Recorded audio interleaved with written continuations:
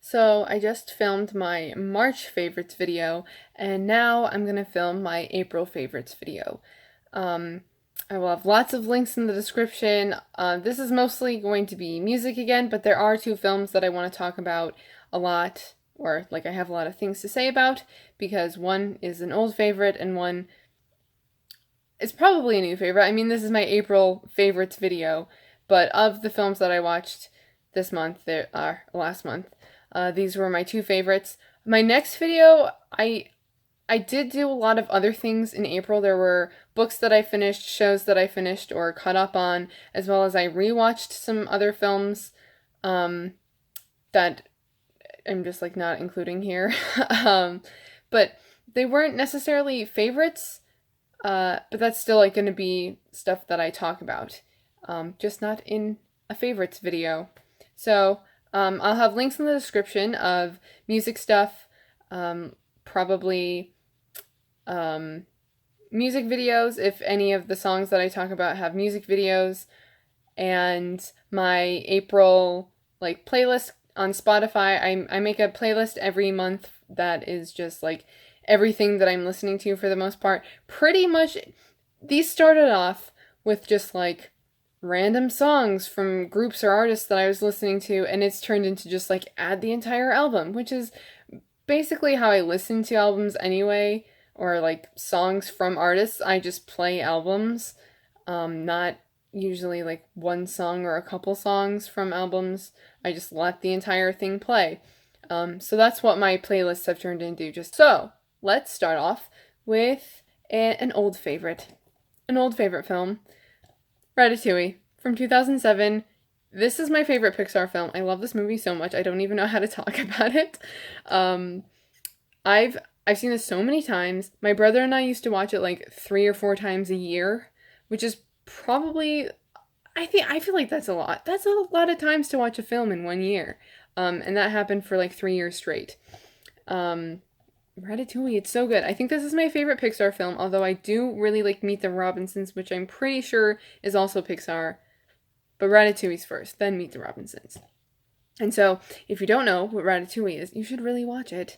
It's about a chef rat named Remy, and he makes his way to Paris, and he's learned about cooking and food from watching some like food channel in this old lady's living room and kitchen.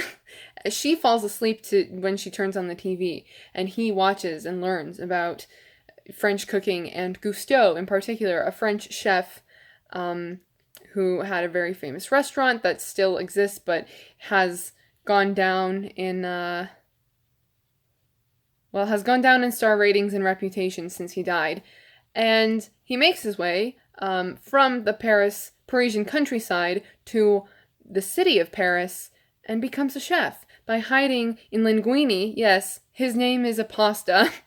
Linguini. He hides in the hat of Linguini.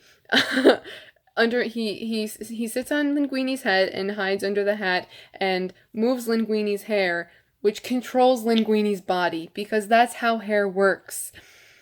And which I realized that would be really funny if they like continued with that sort of theme in a different Pixar film. Like, how come Ratatouille is the only film that includes like if you pull someone's hair, all of a sudden their arm goes up? That should happen in like an sort of like an homage, or I say homage. I know that other people say homage. I feel like that's a weird word. I say homage. I also took French though, so maybe that's why. Anyway, they should have like a little reference to Ratatouille in another Pixar film. I haven't seen all the Pixar films though, so maybe they do. Anyway, I love this movie so much. Yeah, I've seen it a lot. Also, here we go. One of my favorite parts of this movie is when Linguini decides to try to tell Colette, another chef that works at Gusteau's. Oh yeah, by the way, did I say that like the restaurant that that Remy ends up making his way to is Gusteau's? Linguini is going to tell Colette about his little chef. He calls Remy his little chef. And so he goes, I have a little, and then she looks down, where, he says it, and she goes, I'm acting as if he seems tall, so I was like kind of looking up as if he was taller than me. But yeah, she's just like when he says he has a little, but it's because he calls Remy his little chef. Anyway, I love this movie. Like, this came out when I was 12. Oh my god, it's been more than 10 years. I didn't even realize that when I said it's from 2007. I love cooking too. Also, the reason why I was in the mood to watch this in the first place is because I went to Macaroni Grill and I saw Ratatouille on the menu. And then I was like, that makes me really want to watch Ratatouille. And I didn't order it though. I ordered spaghetti, which I then ate only part of. And then the next night, I reheated that spaghetti and ate it while watching Ratatouille. And it was great. And I love doing that. And this sort of has a theme. Like, this is something I did with this movie as well. Because I made ramen, homemade ramen, like real ramen. It might not have been like 100% authentic because my dad and I tend to just like use recipes as like guidelines and then do things that we want to do. But I made ramen and watched Tampopo, which was a good idea, but also like not a good idea because it's hard to watch a film that you have to read the subtitles of while you're eating at the same time, especially something that like is kind of soupy like ramen. So Tampopo, this is a Japanese film from 1985. This was so delightful. I actually have like some notes here that I wrote down. They're on my phone and I had to write them down in my notebook here to remember them. So this is about Tampopo. That's the name of the main character. She's a widow who runs a ramen shop, and she has a little son, and she gets a couple of truckers who come in and eat her ramen and tell her that her ramen isn't very good. And so she asks them to stay and help her make the best ramen and have, the best ramen shop. And along the way, they gain other sort of mentors and teammates, I guess. It's kind of like they're a team and they're trying to help Tampopo have a good restaurant and make good ramen.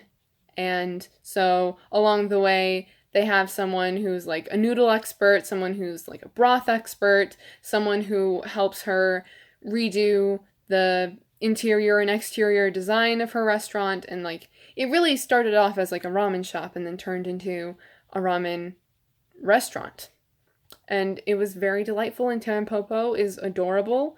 And actually, this is directed by Juzo Itami. I am unsure if that's exactly how you say his name. But his wife, Nobuko Miyamoto, sorry if I said those incorrectly, but I learned from watching a supplement that that's his wife. Yes, I learned that. Fun fact, I learned that. And I'll show you. This is the Criterion edition. It's fairly new. They're almost at 1,000. That's crazy. But this is spy number 868, if you were wondering. The disc is not in here. There's an egg where the disc goes. And it's because I didn't finish watching all the supplements. I started watching The Making of Tampopo, a 90-minute documentary from 1986, narrated by director Juzo Itami. I didn't finish it yet, but I started it. And that's where I was learning things about some of the actors and the director. He had only previously directed like commercials beforehand and then went to like this guy who's like head of a different company of like one of those products. They were like, yeah, okay, we'll produce your film. Basically, that's the gist of it. I'm embellishing and paraphrasing a bit there. But here, it comes with this poster. Oh, there you go, Tampopo. And it has some of the characters that we see. There's like the man in the white suit and his girlfriend or lover. Not exactly sure. Their full relation. I don't know who this is. This is really hard to tell who people are, actually. I'm assuming this is the guy who helps her, whose name I'm forgetting. That's the bully guy, but then he turns out to be nice. You can tell because that guy like flicked the Naruto on his face. And I was like really confused because I didn't know that you if you've seen a bowl of ramen, you can probably like picture what it is. I didn't know that was called Naruto. Naruto? Am I saying it right? Am I thinking of the right thing? Because there's like that anime called Naruto. Naruto? Naruto. That sounds wrong. Oh well, too late. There's a bowl of ramen. There's Tampopo. Tampopo, and then there's like a random lady and another random person. And those are some mentors. Mentors? Like other people that came along. Yeah.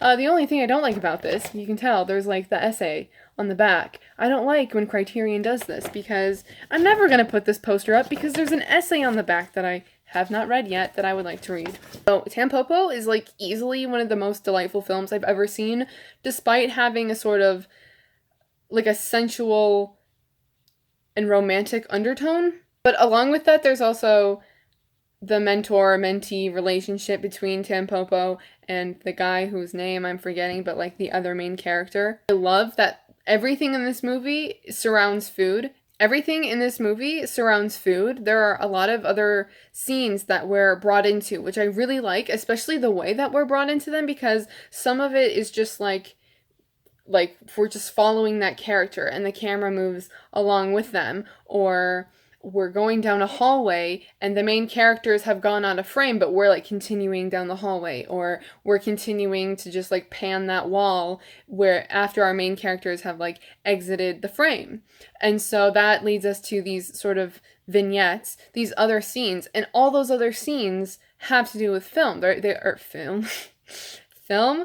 They all have to do with food. They all take place like at a restaurant or a grocery store or somewhere where food is bought or made or found, like a hotel, a house.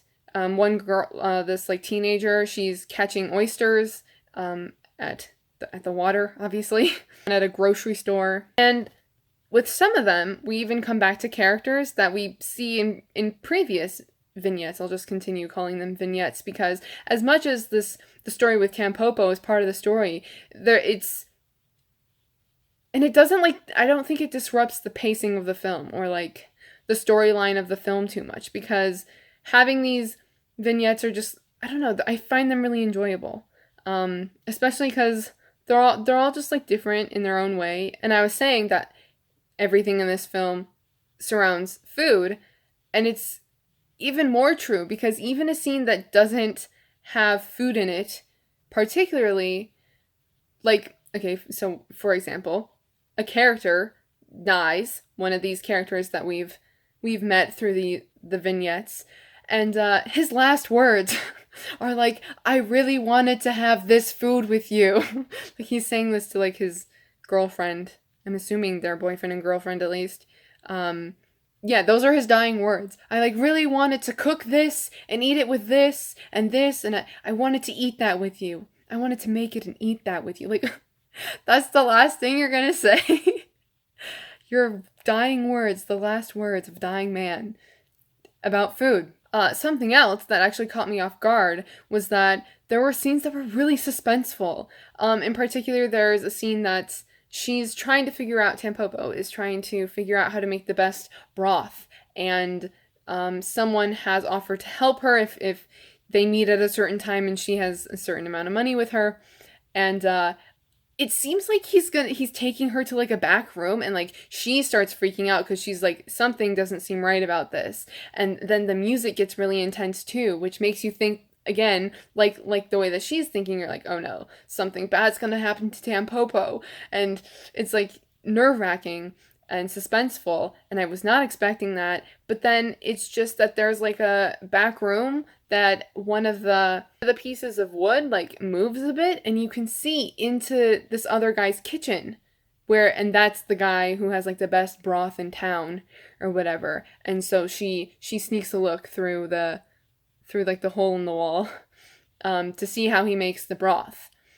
but like everything turns out fine, but all of a sudden like it gets really suspenseful and intense in that moment, as well as there's this other part where she goes to a restaurant, another ramen restaurant, and like challenges them to, like, she can make better ramen than they can. And so they come the next day and she's not ready for them to taste her ramen, and they start to like attack her and it gets really intense.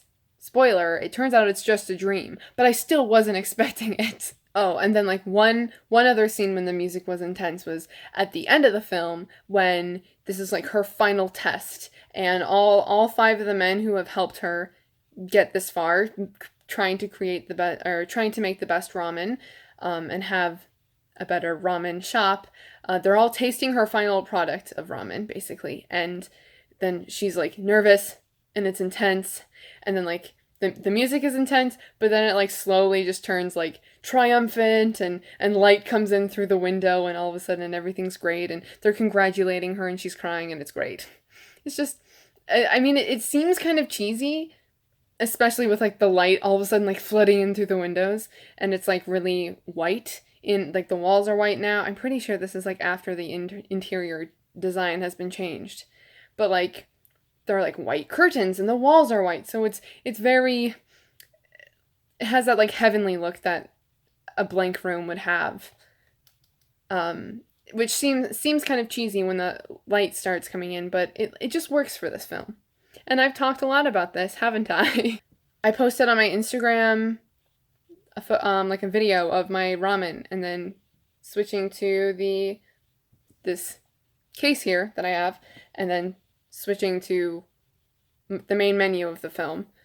And so if you wanted to see what the ramen looked like, I'll put a link in the description of the ramen I made, which it was really good. The ramen that we made was really good. And I don't know if it's like really authentic, because my dad and I just like tended to add some things that we wanted. Like, I don't know if serrano peppers or like peppers are usually in ramen, but like we like spicy food, and so I put a bunch of serrano peppers on top. And we had bean sprouts, so we put bean sprouts on it. Yeah, I think ramen though is a kind of food where it's like to each their own. There's like the base ingredients and the basic recipe, but then you can just add things that you want, like kind of like nachos, I guess. That's a weird comparison. Anyway, I think that's all I have to say about Tampopo. And then everything else that I have to talk about is music related. So I'm just going to go down the list. Basically, again, it's like in order by group or band. So first I have MONSTA X, their the Connect mini album, which was really good. I say was as if it like doesn't exist anymore, or is no longer really good, but it is really good. I like all the songs. Only You is my least favorite. I think that's what it's called. Only You. That's my least favorite, but it's still good. It's just the only one that I would consider like skipping if I was listening to it. Fallin is amazing. It sounds like 5 different songs. Jealousy is still awesome and really catchy, and that was like a smart move on their part by making that their like title track and like having the music video for that song. But my favorite song on the album is Crazy in Love. That one's my favorite. And well, Destroyer comes in a close second, because it got to like I.Am's rap and I was like crying. I was just like really taken back by it. And then Fallin started playing and I was like, what is this? Like, I was speechless and freaking out when Fallin started playing. That's a jam. That's a jam. I listen to that when I go on I do like a walk/run. I run the flat parts, but I don't run on the hills.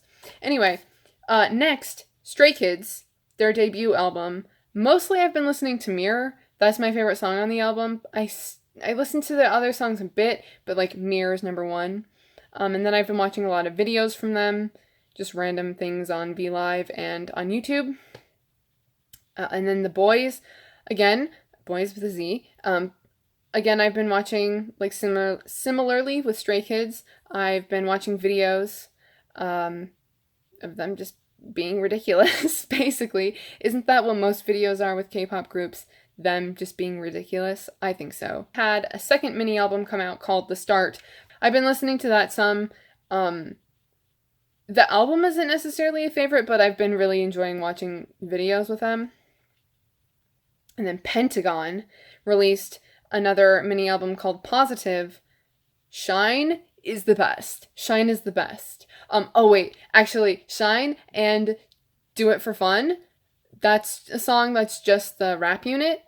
So Yuto, Woosuk, and oh my god, Edon. Oh my god, how could I forget Edon? He was the first person I knew from Pentagon. Anyway, so it's just them three on Do It For Fun. That one, it's a fun song. It's a fun song. But then Shine is so good. Like, I feel like it's getting them more recognition and attention, and they totally deserve it. So, Shine. The music video's so good, too. Yeah. And then NCT, again, their Empathy album, which is kind of ridiculous that I've been listening to it so much because most of the songs were already previously released. Literally, my favorite song on that album is probably The Seventh Sense, like their debut song from like 2 years ago. I mean, granted, I wasn't into K-pop 2 years ago, but still, The Seventh Sense will forever be a jam. Will forever be a jam. You can't really see it, but I wrote it. Exclamation point. The Seventh Sense is forever a jam. And then EXO-CBX, which is the only subunit of EXO, which CBX stands for Chen, Baekhyun, and Xiumin. I think that's how you say his name. But they came out with their second mini album called Blooming Days, and it's so good. Like, I listen to this every day. Every day since it came out, I've listened to it. Did I really have to reiterate that 3 times? I guess so. But I really like the concept of it as well. It's really like, the music itself is like really smooth and just like smooth jams. Really enjoyable, perfect for spring. Not only do I feel like the songs are perfect for spring, but also just like the colors, especially their Blooming Day music video. It's just, everything evokes spring so well.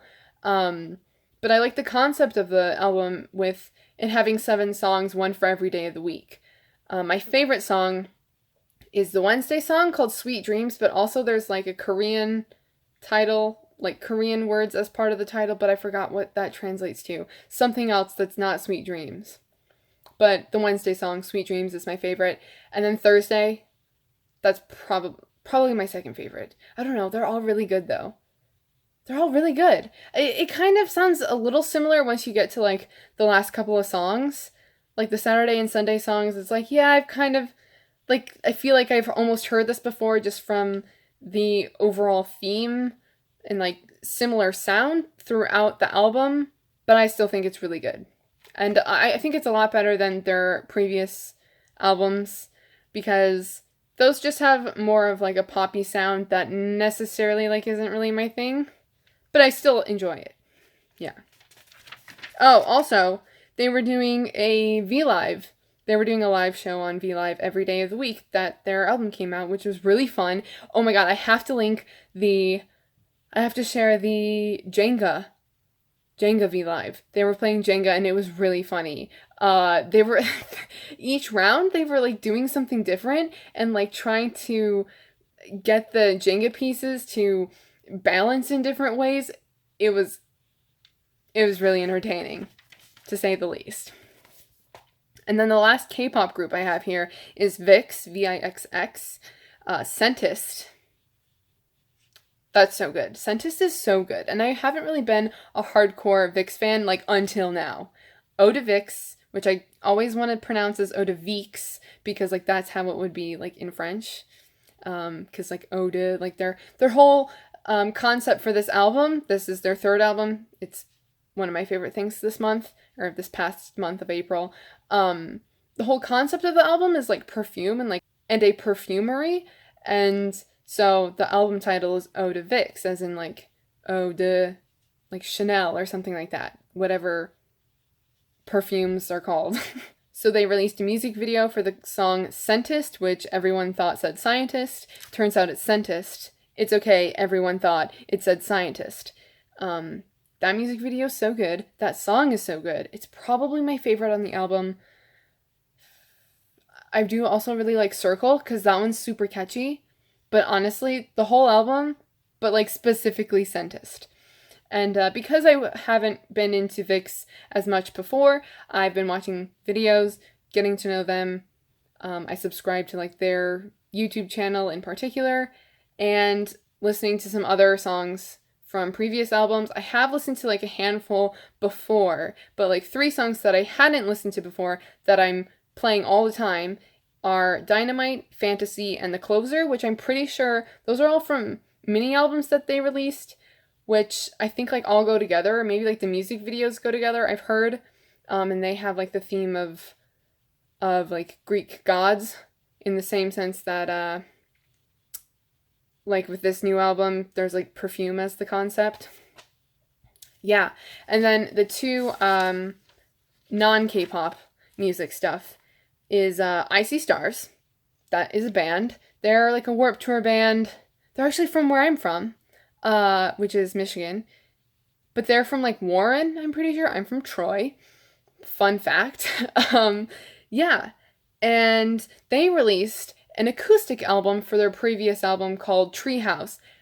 And this is so good. It's so good. Oh my god. I'm gonna rant about not rant. I'm gonna rave about this for probably a few minutes. But like, I didn't realize how much I loved Treehouse as an album until this came out. And I don't know, it's just so good, and I love music so much. But my favorites. I'm all over the place right now. Here's what you have to do, and I will link them in the description if you're watching this far. Light in the Cave and White Lies, I think, are my 2 favorites from this acoustic album. And so you have to listen to the original renditions of the song, the original songs, and then this like acoustic rendition, and they're just so good. And like, they're the same song, but they're like different songs. Like, it's literally like the lyrics and like basic musicality that's similar. I was just like so caught off guard at how different the songs sound, and they're so beautiful. And the cello, I love the cello. Like, I hear the cello and just like tears are falling from my face, and I'm just like, why do I get so? I think that even if you like, Icy Stars they're like I consider most of the bands I listen to like Warped Tour bands, or if I was to put them in a genre like alternative punk rock, that's mostly what I listen to, except I can't really say that anymore because K-pop took over my life, as well as I do listen to a lot of classical music and like film scores, and there are a handful of American, UK, Canadian like artists who do things in English that are a little poppy or like more R&B, more mainstream than the bands that I usually listen to, at least. But I think like, no, I don't know, just check out this freaking acoustic album because it's really good. And I think even, that's what I was saying, even if you weren't necessarily into heavier alternative punk rock music, like their acoustic album is really good. It's really good. Okay, enough about that. It's so good. The last thing I have to mention is the Aces, which is a girl band. I compare them to, like, they sound like a mix between the 1975 and Haim? I forgot how to say it. Haim. I think it's like Haim. Yeah, the 3 sisters that are in a band, they've gained popularity. I listened to both the 1975 and Haim. Yeah, but they're the Aces. They're like a mix of those 2 groups, those 2 bands. And they released an album called When My Heart Felt Volcanic. And it came out in February, and I didn't know about it. I had listened to a few of their singles beforehand, but then I didn't realize that they had a full-length album out since those singles were released. And so that's something else I've been listening to. My favorite song from the album is probably Volcanic Love, which is one of the singles that they released, actually. That's it. That was a lot. Oh my god, I probably talked about everything for too long, but what's new? Not much. I'm always making long videos. I realize this. I can't make a short video. It's not gonna happen. But you don't have to watch every part of my video. Like, if you just want to watch the film parts, that's fine. especially because I don't know how many people subscribe to me or people who watch my videos are into K-pop, but it's something that I like, and that's just what I decided to do with my channel, talk about the things that I like. Anyway, I'm rambling. Thank you for watching. Please comment, share, like, subscribe, all that stuff. And I'll see you in my next video. Bye!